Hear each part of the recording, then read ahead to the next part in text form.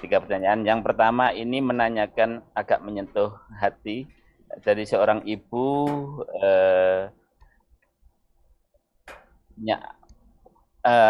anak kemudian masih balita 1,5 bulan meninggal, kemudian beliau ini masih memikirkan terus apakah yang ditanyakan Ustadz, apakah anak ini nanti akan ketemu dengan ibunya ini di akhirat nanti, kemudian apakah boleh ibu ini kemudian melakukan ibadah atau amalan-amalan yang ditujukan untuk memberikan bekal pada anaknya. Ini yang pertama. Yang kedua itu adalah satu lagi, seorang ibu berinfak, bersedekah pada sebuah yayasan untuk misalnya untuk tahfiz Quran, tetapi sampai sekarang panitia ini belum membangun. Apakah infak, sedekah dan pemberiannya ini yang tidak putus-putus ini apa tetap tercatat di sisi Allah kelak, Ustadz? Baik, kemudian yang ketiga, izin pertamanya Ustadz, Umi Ana qadarullah masih dalam tahap penyembuhan. Bulan Ramadan kemarin qadarullah Umi Ana tidak puasa, tapi Umi belum bayar hutang puasa sampai sekarang, soalnya beliau masih dalam tahap penyembuhan. Sebentar lagi akan masuk bulan Ramadan lagi, Ustadz. Apakah Umi harus bayar fidyah ataukah menunggu sampai sembuh, Ustadz?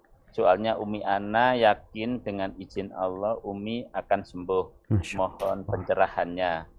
Itu Ustadz 3 pertanyaan. Siap. Yang masih panjenengan bersedia untuk menanggapi. Matur suwun, silakan. Jazakallah khair. Baik, barakallahu fikum.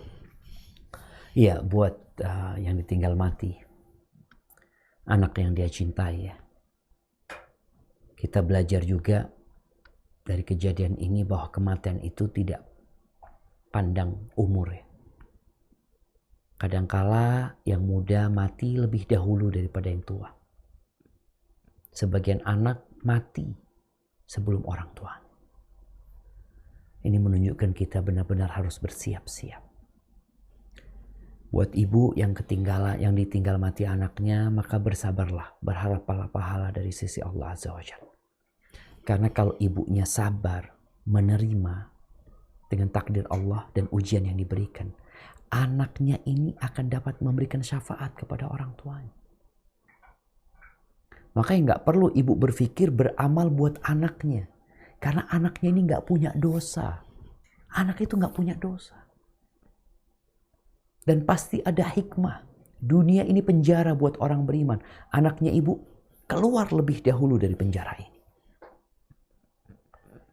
Dan anak-anak itu berada dalam asuhan Nabi Ibrahim alaihissalam.